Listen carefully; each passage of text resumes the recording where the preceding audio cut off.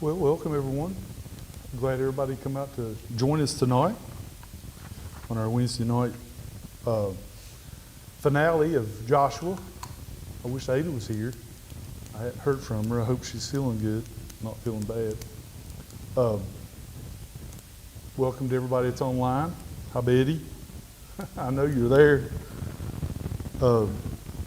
Yeah, Ada's watching at home tonight, she said. I'm going to start off the service with reading some announcements. And if you haven't heard, which I shut the doors a little early on them, they've been working on apple pies since a little before 6 o'clock. And they're trying to make 1,000.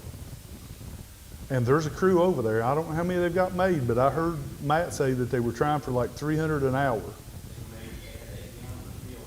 Yeah, I seen it. I helped them get it out of the refrigerator. And I don't know if they can get 1,000, but I'm sure they're going to get way up there. But 1,000, that's a lofty goal. So they're doing that tonight, and they're going to take them once they're finished and they're fried. They're going to take them to area nursing homes. Saturday is the all hands on deck at CA Christian Acres with Gary Johnson and Tim Cole. That's the one-day event focused on strengthening churches. Saturday also here at the church, Laura and Sam will be here. They're going to watch the movie The War Room, and that's the conclusion to the Bible study, the ladies' Bible study. I think it's going to be across the hall in the Restart. I went over today. She wanted to be sure that she could play the video and stuff, so we went over it and got everything working, so hopefully everything will work there. November the 16th is the church Thanksgiving dinner at 4 o'clock. The food sign-up sheet's on the connection desk.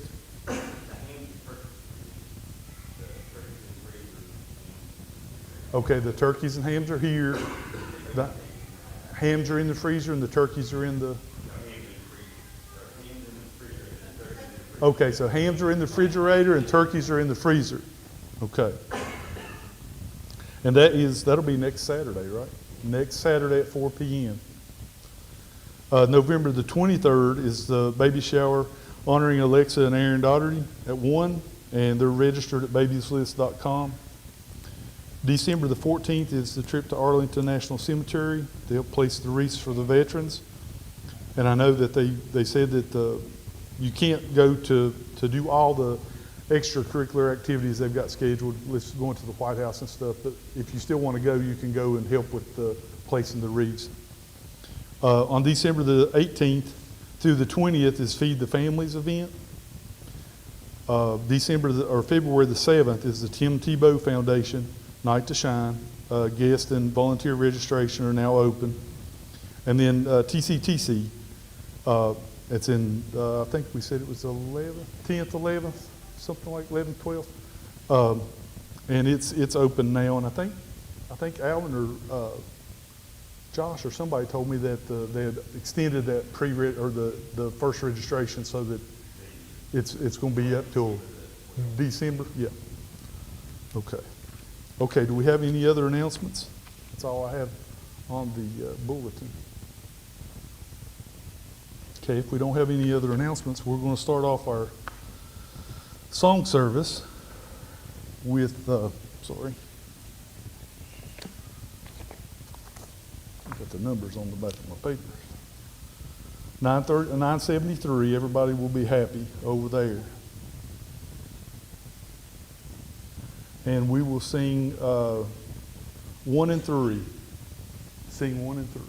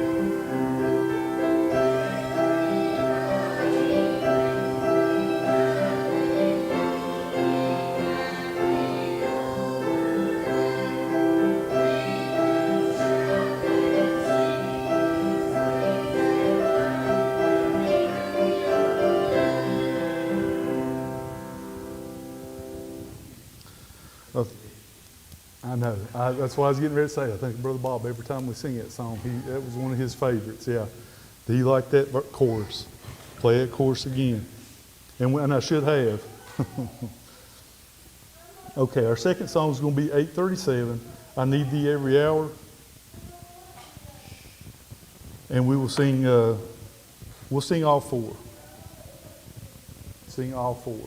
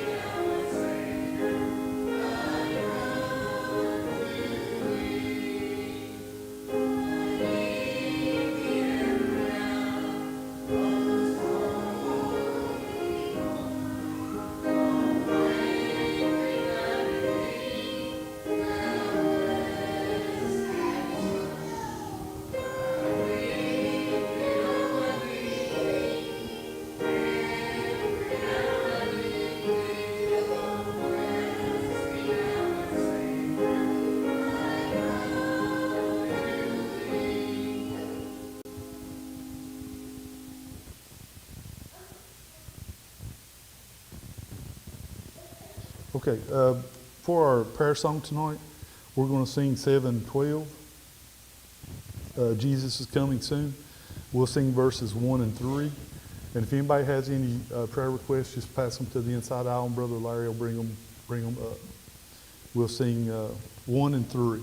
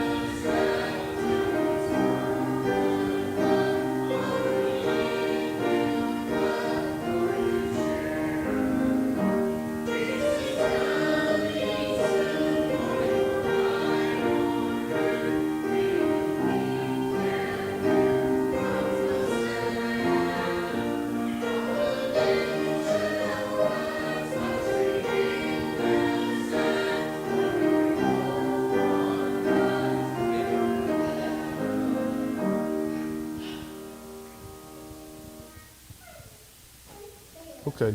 Our closing or our invitation song will be Trust and Obey. It's 9:15. Trust and Obey.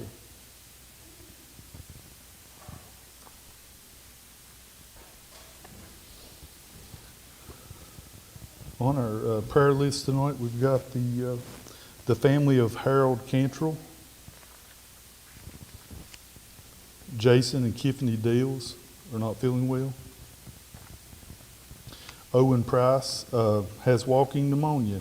Brother Josh was here earlier and said that they just found out and he was going to pick him up some stuff to take home for him. He was asking for some stuff to eat and drink, I think. Hassel Sparks needs prayer. He's a resident at Heritage Hall in Tazewell, and he's Brother Bernard Sparks' brother. Doug Stacy goes back to the doctor on Friday. And Rhett Phillips, is he feeling better? Sherry McCoy, she's in a hospital in Johnson City. Lois Deskins is starting chemo treatment this week. Ralph Justice is waiting on test results tomorrow. I'm not sure if that was Sunday. Hasn't heard.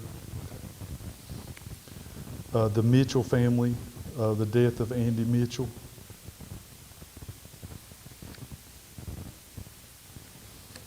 Randy Stacy. Oh, okay.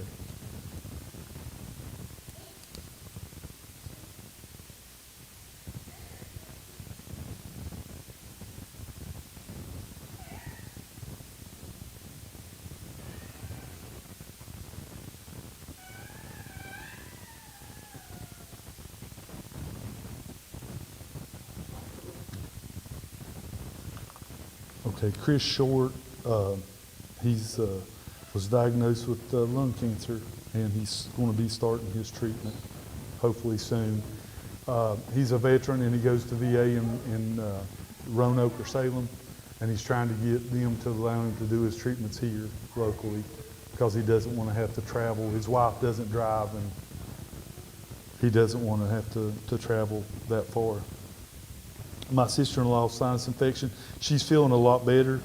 I talked to my brother yesterday, and she was feeling better. Bobby Lee Clark had a stroke and is in ICU. That's a co-worker's father that works with Mikey Lee. The family of Andy Hurley. I need to keep Emily in your prayers.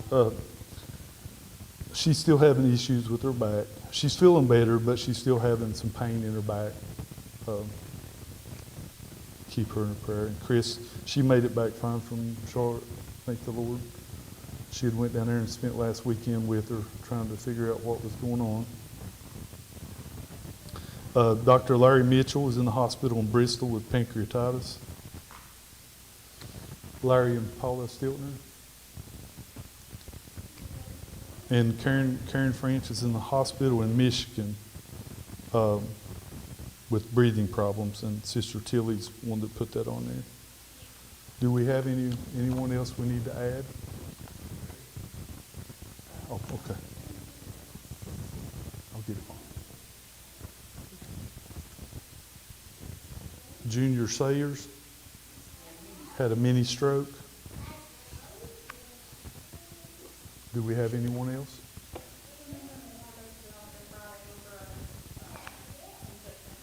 Okay. Remember Sister Laura, she's going to the doctor Friday.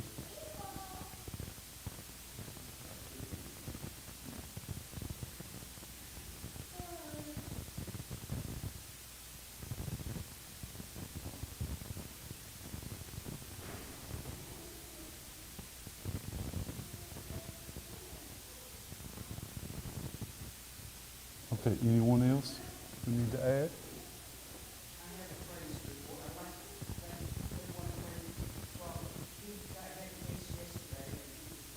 Oh, well, amen. Thank the Lord. We'll give the Lord a hand. That was, if you didn't get to hear online, that was Bonnie. She said that Brother Roger had a test yesterday and everything come back great. So,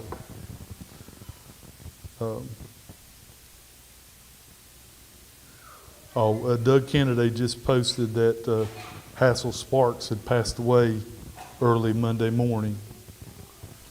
So we need to remember the family of Hassel Sparks, and that was Brother Bernard Sparks' brother.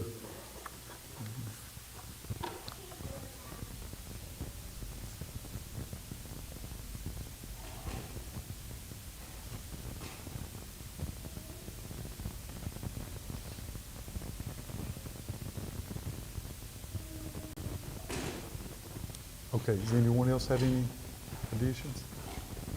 Okay, Brother Shannon, you have the prayer on our prayer list, please.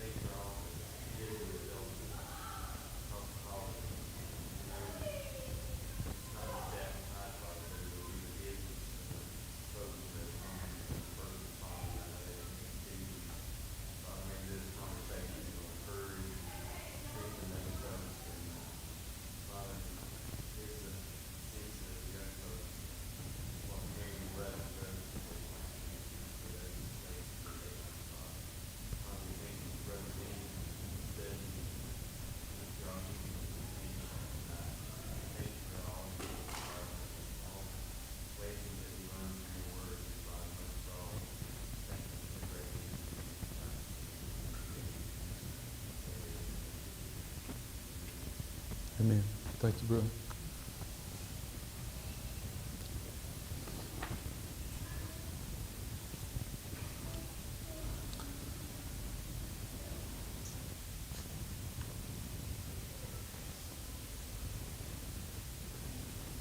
Okay, like I said, tonight will be our final book. We're in the Joshua 24. Believe it or not, it's been a long series, and I had a request for another series if you guys want to hang out with me for about 15 more weeks on the book of Job. So I've been looking at that to see and getting some information and gathering it for that book. And I'm not sure we'll start it next week, but we will be starting it soon.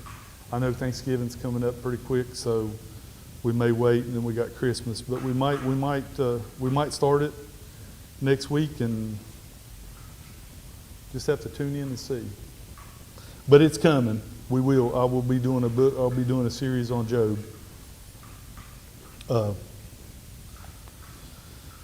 So tonight we're going to close out Joshua. This is it's a commentary on his last words. It's the closing of his book and the closing of his life. Many years went by when Joshua would become an old man. When he knew his death was drawing near, he summoned all the leaders of Israel to hear his last words. He called all the elders, the chiefs, the judges, the officers to assemble in the center of the land and close to Joshua's home. In his farewell speech, he began by giving them a message from the Lord. And I think he learned that, in the one failure that he had at AI trying to win a victory there, and he didn't involve the Lord. So we can see here the first thing that he does when he starts his speech is he's given them a message from the Lord.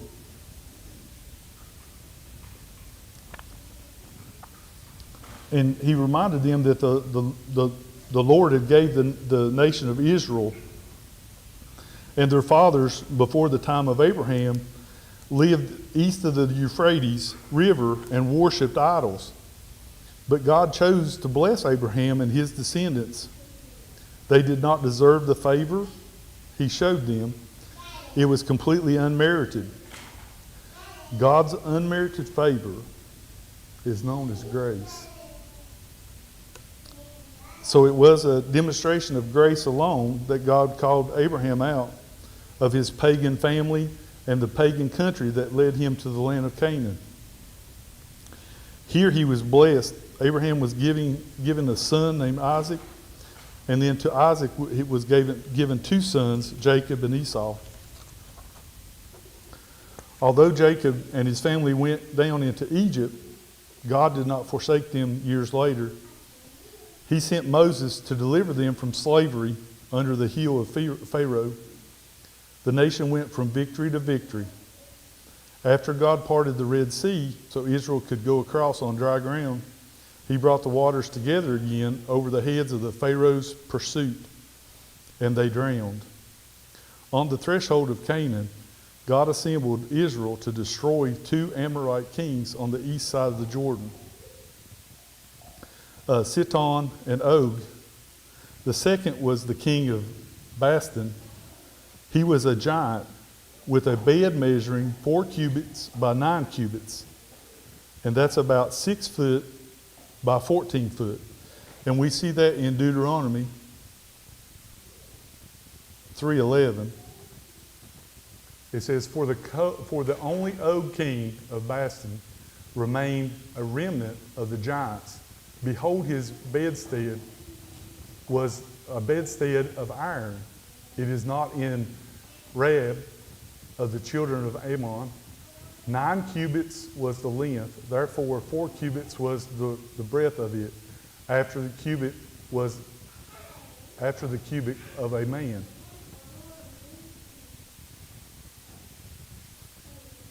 God described the defeat of these heathen tribes as a hornet driving them out. By a hornet, he probably meant that he himself had put fear in their hearts so that they would flee from Israel's warriors. Later, the king of Moab hired Balaam to curse Israel. God intervened and brought from Balaam's mouth the word of blessing instead of the turbulation that Moab was trying to, or the king of Moab was trying to exhume on Israel. Israel soon exterminated all the Moabite men. Israel then sent out to conquer Canaan and undertake a humanly impossible, but God did not allow them to fail. When they came to Jericho, they found its defenders powerless to resist. And as they advanced through their enemy territory, they saw all the Canaanite people crumble before them. The final outcome was that Israel had gained possession of the land with many good things already in place: cities, vineyards, olive groves, so that they did not need to wait for a comfortable life. What an impressive list of good things that God had done for Israel. He had wanted them to remember his blessings before Joshua presented them a question. With no transition, when Joshua was talking from God, Joshua began to speak for himself. He told them that they had a choice. Either they could turn to gods who never did anything for them, or they could follow a God who gave them everything. He said that he and his house would serve the Lord. His strong affirmation of loyalty to God is a model for all of us. But whom would all the nations serve? And then we're going to get a little practical here. It's standing alone. Joshua was willing to stand alone for God, even if no one else would agree with him. He and his house would remain true to God even if it meant standing alone. And that's what we need to do now. We can't be with peer pressure and everything that goes on, and people, I know people make fun of Christians, and they can make fun of me all they want to. It doesn't bother me at all, because I know that there's one day that I'm going to be with the Lord, and I'm going to be somewhere where, hopefully, I mean, I'm doing my best. I know I fell short, but hopefully I can be there with Him and see the splendor of heaven. We live in a day now when Christians find themselves increasingly isolated from the world around them. More and more of them find themselves alone in their beliefs and convictions. Yet they dare not compromise, even if a Christian who are personal acquaintance or prominent leaders turn away from what's true and right. They must be willing to stand alone against the whole world if necessary. And they must teach their children a willingness to stand alone also. For when we appear before God on Judgment Day, He will not allow any excuse based on the influence of other people. So you're not going to be able to stand there and tell somebody that made you a lie, and he's going to see right through. I mean, He already knows in your heart what you're going to say. So you cannot. I wouldn't want to live my life for someone else, and I don't want anybody else living my life for me. So you can't be influenced by other people. And we talked about this in another book, or the other chapter, about, you know, doing the right thing. If me and Larry go out somewhere, we're in Bristol or somewhere, and I said, well, let's go to a bar. And Larry says, no, I'm not going to no bar. What do you mean? I'm not going there. And I go on, well, that's on me. But if Larry tags along, Larry did wrong too. So you got to watch your friends, you got to watch peer pressure, you got to watch what's around you and your whatever is going on, and make sure that you're walking as straight as you can. If it's a question of practice, you will not be able to say, I'm in church. In my church, what I did was not seen objectable. So what he's saying is, in his church, it might be wrong and it might be against the Lord, but his church didn't see anything wrong with it. So they let it go. And see, that's one thing that we do not like. I want anybody to be able to pull up the Bible and see anything that I say, because I know I've got an iPad up here and I've got a phone and I've got my paper. But anything that I read, I try to read it as well as I can. I have some pronunciation issues with some of the words, but I want it to be straight from the Lord, and I want it to be straight from the Bible. I sure don't want to fall short. I don't want the Lord to look at me and say, hey, you did this Bible study and you were putting in stuff that wasn't supposed to be in there. I don't want to be a stumbling block for someone else. That's just my conscience and what I have to deal with. But what he's saying is that you're not going to, if you're not going to investigate or stand up for what is right, you're just as guilty as whoever's doing the wrong, if you're not going to stand up for him.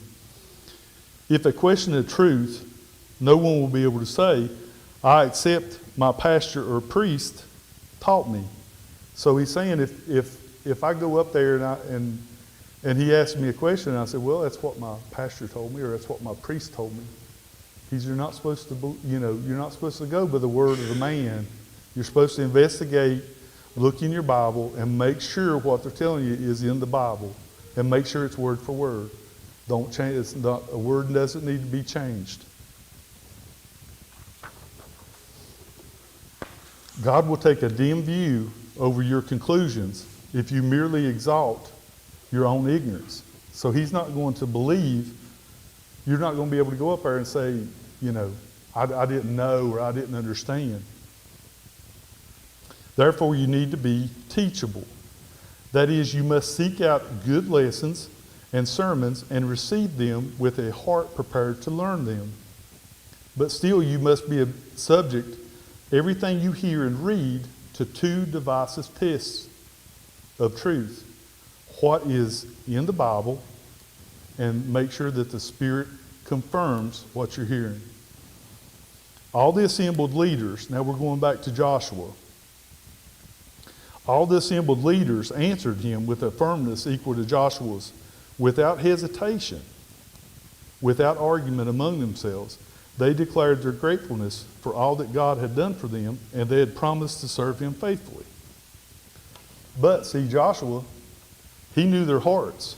He knew that it had been easier for Israel to follow God in the time of war than it would be in a time of peace. Because when we have trials and tribulations, where's the first person we look to? When everything is going right, does anybody look to the Lord? It's hard. I mean, and I'm guilty also. When you're on top of the mountain, you know, I still try to remember to do my prayers and do everything, because you never know when you might be in the valley.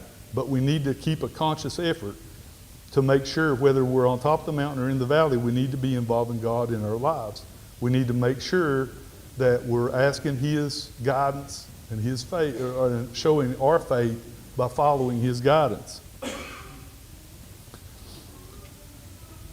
But in peace, many felt that they did not need God anymore, because they knew they needed Him when they were doing their conquering of the land, because He was helping them overcome all these cities and all the Canaanites. But when everything was good and they got to move into the what God had gave them, then some of them had started turning. Some had even begun to worship idols. Therefore, Joshua rejected their promise to serve God. He said that their service would fall short or wouldn't be wholehearted. Besides paying tribute to God, they would try to honor other gods at the same time. But Joshua said, God is a jealous God. He would not tolerate being treated as one of many. If they denied Him full devotion, He would turn against them and bring upon them great calamities. And we look at, idolatry now is different than what it was back then. I mean, I know, the golden calf, and they made idols, and they would, one person would start to believe this, and then they would get somebody else, and then they would start worshiping idols. Do you think we have idols today? Anything you put before the Lord, anything that keeps you from church, anything that keeps you from the Word is an idol. We might feel like somehow we're superior to ancient Israelites, but after all, we have no interest in worshiping an idol. But we do have idols that we raise to a level of little gods. Wherever we place anything above God or His will, we are committing idolatry. Jesus was especially concerned that the people would waste their lives pursuing money, wealth, rather than serving God. He said that money and wealth are a false god, which He named Mammoth. He warned, and it's in Matthew 24, 6:24. No man can serve two masters, for either he will hate the one and love the other, or else he will hold to the one and despise the other. Ye cannot serve God and mammon. That's money. There are many other false gods. One that attracts many admirers and is popularity. That's one of the biggest ones is people love to be popular. Suppose your friends pressure you to do wrong. If you give in to that, you are placing pure above God, and that's committing idolatry. Another false god is pleasure. If you do something just because it feels good, even though that you know it's wrong, again, you're committing idolatry. Anything you prefer to living for God, or anything you are unwilling to give up for God, is an idol. After hearing Joshua's warning that God is a jealous God, the people responded that they would indeed serve God only.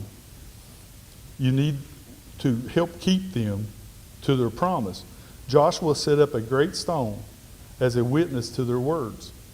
He placed it under an oak tree by the tabernacle of the Lord, so that the people would see it whenever they come to worship him and would remember their promise. Joshua also placed their words in a book. And wonder what that book is called. It's the book of Joshua. Not long afterwards, after he did his speech and he involved all the chiefs and the judges and everyone, Joshua died at the age of 110. For as long as he lived, the whole nation served God. He was a faithful leader until the end. His fears in years past could have never measured up. He feared in years past that he could never measure up to Moses, but they were proved unfounded. But he always had good success not because of his own abilities, but because he carefully did all that the Lord commanded him to do, and because he always, with a few lapses, leaned on the Lord's help. Joshua's sad warnings to the members of his nation, supposedly God's people would fall away from their loyalty to God, is a message directly to us as well, as his hearers long ago. The scripture is full of gloomy foreshadowing and widespread catastrophes among the professing believers in the days before Christ's return. To prove that the church must go into a spiritual decline before the rapture, we could bring our defenses many passages in the New Testament. We could bring them on our defense of the many passages of the New Testament. But here, we will be content to consider one device passage.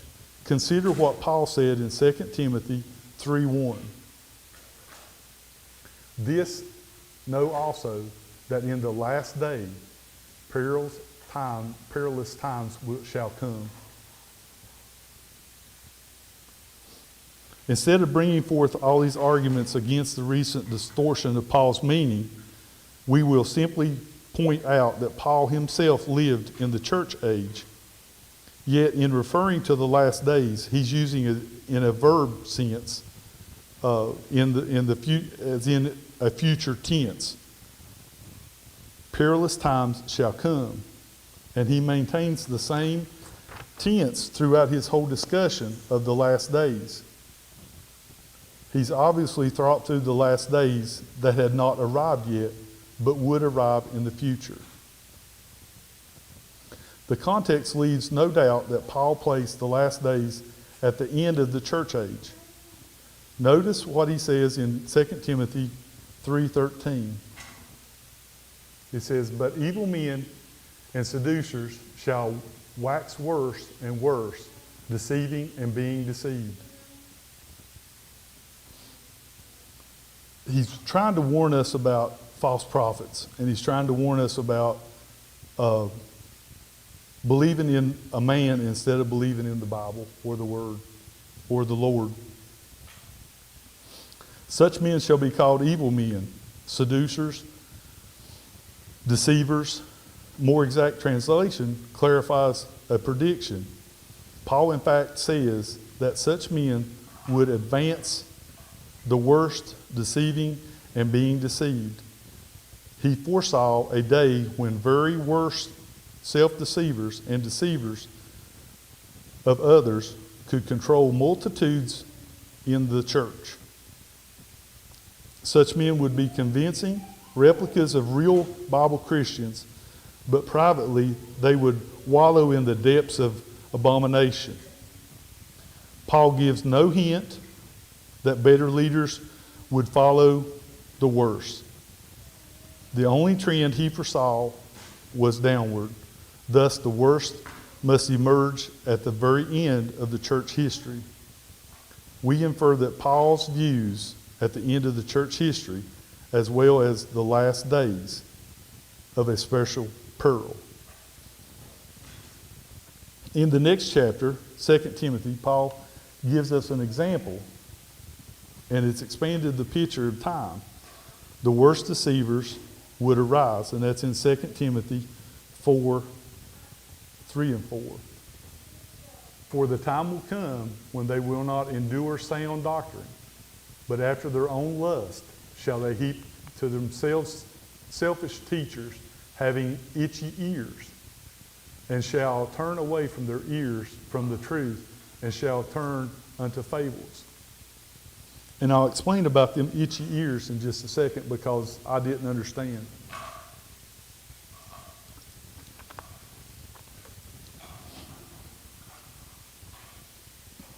Churchgoers would heap to themselves teachers having itchy ears. Those would be like an intolerant of sound doctrine and are compared to dogs. That's what he's talking about, the itchy ears. They're comparing these people that follow false preachers or falsehoods or deceivers as dogs. Like dogs, they would follow anyone, regardless of their character, who stoops down and what? What do you do? The first thing you do to a dog? You stoop down and you scratch behind their ears. Like dogs, they would turn their ears to hear whatever is pleasant. We can carry the analogy a bit further. They would be like dog-like also in being fussy about what they eat. They would chew on the pleasure of any teaching that gratifies their carnal appetite. After these warnings of these perilous times in the last day, Paul provides a list of traits that we can characterize as many people in historically Christian countries. And in 2 Timothy 3, 2 through 5. For men shall be lovers of their own selves, covetous, boasters, proud, blasphemers, disobedient to parents, unthankful, unholy, without the natural affection, truce breakers, false accusers, incontinent, fierce, despisers of those that are good, traits, headily, high-minded, lovers of pleasure more than lovers of God, having a form of godliness but denying the power thereof, and such turn away. They would enjoy a few loving relationships, but then they would be disobedient to their parents without a natural affection. Yet they would be ready to make their enemies, for they would be thankful, and truce breakers and traitors. And they would treat their enemies ruthlessly, for there would be a fierce and false accusers. Despite the load of wickedness weighs on their souls, they would depend on Christians having a form of godliness. But as Paul observes, they would not only know the real Christianity, but would be guilty of denying the power thereof. The true sense of the word translates denying is closer to rejecting. That is, they would reject the power of God to change their lives. Instead of aspiring to holiness through divine grace, they would prefer to remain in their filthiness. The abomination to the sincere believer in the last days is from such turn away comfort, repetition, and every other human consideration might urge you to continue in the fellowship with hypocrites, maybe to maintain fellowship with God, and to defend his family from attacks would spoil their faith.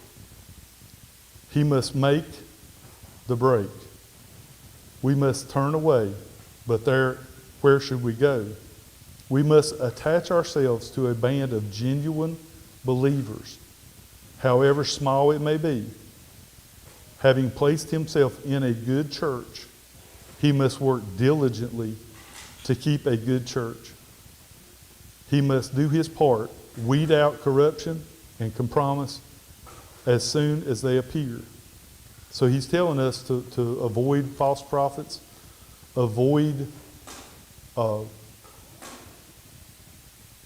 boasters, blasphemers, any of those characteristics we don't need to be around. We don't, and I know there's some reference to some of these mega churches and stuff that go on that they're believing in a man instead of the Lord. And I've heard some stories. I've heard some of the stories that people have been turned away from church because they had new carpet. They didn't want people to come in and be taken care of because they just put down new carpet. Now, I know what the Lord would think, and I know what the Lord would do. Do you think Jesus would turn somebody away because he had new carpet? I don't know. That's why I said we don't judge anyone. We can't judge anyone. I'm not judging anyone, but we just need to make sure where we're at that we're doing the right thing for the right reason. We're reading our Bibles, we're praying, we're studying, we're verifying what we're hearing to make sure that it's right, make sure it is biblical. And that's going to bring us to the end of Joshua. And that's going to, and I can't even remember how many weeks it's been because I stepped aside 1 week for Brother Josh, but I've really enjoyed it. I've learned a lot about Joshua. He was a very, very, very, very godly man. But we're going to start the book of Job sometime soon, maybe next week. I don't know for sure, but if not, I'll have something next week. But we may start the book of Job next week. How many people know what was the first written book in the Bible? The first book that was written. Everybody would think it would be Genesis, right? Because it's the first book in the Bible. But the first book that was written, put in the Bible, was Job. I didn't know that until I've been doing a little bit of my research trying to get stuff together. But and I think it'll be a really good series. If anybody's heard the story of Job, gosh, it's going to be hard for me. Some of them with what he went through and what he lived through and how his faith. Gosh, when they say faith can move a mountain, that man had a mountain of faith. That's for sure. Okay, we're going to, at this time, we're going to start our invitation. And what we need to do, we're going to, I'm going to ask everyone to stand, and we're going to sing Trust and Obey.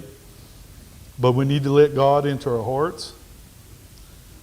We need to show Him faith. We need to listen to the Word. We need to repent. We need to confess in front of men. And we need to make sure that we are baptized. And then we need to walk with the Lord and become a part of the family of God.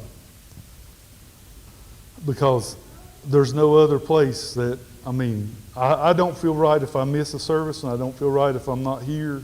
And I know that a lot of people say, well, that's just your conscience, or it's just the way you are. There's something to that. Because when I'm here, and I've been here, and my week is a lot better when I'm here with you guys, and we get to learn a little bit more about what the Lord wants us to learn about.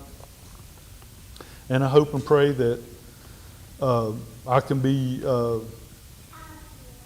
pass along a little bit of His Word.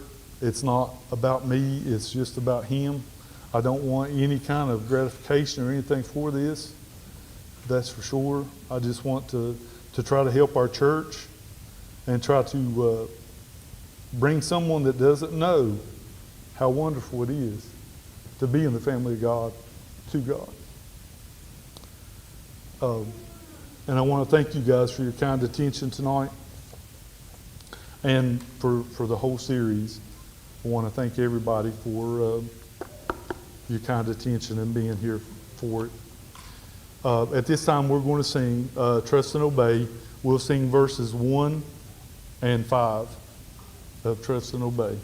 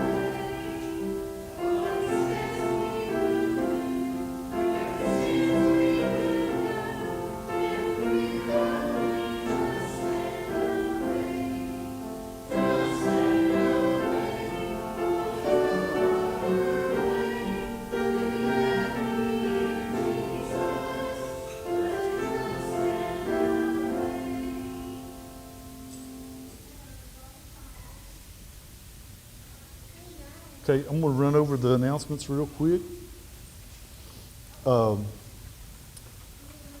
Saturday will be all hands on deck at Christian Acres with Gary Johnson and Tim Cole.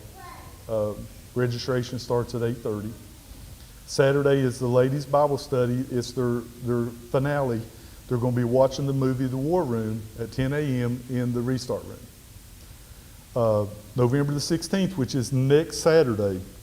That's how fast and how close it is. Not this coming Saturday, but it's Saturday a week from this Saturday. We will be having our church Thanksgiving dinner at 4 p.m.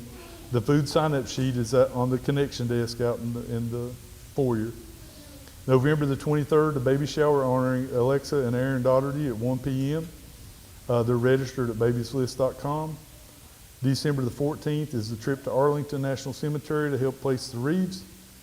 December the 18th through the 20th is the Feed a Families event. TCTC's registration, Tennessee Teen Convention, Tennessee Christian Teen Convention, will be, it's still open, and they've extended it to like December the 12th, I think. And then February the 7th, the Tim Tebow Foundation Night to Shine.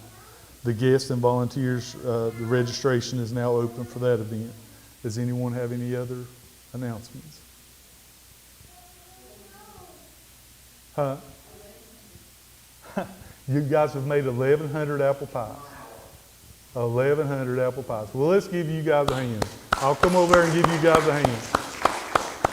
For everybody that's online, the kids just made, or the youth, I shouldn't say kids, the youth just made 1,100 fried apple pies to be taken to area nursing homes and delivered to, I think they're even going to take them to some of the EMS people. So that is a praise for the Lord for sure, because that's a daunting task for sure. Brother Larry, would you dismiss us, please?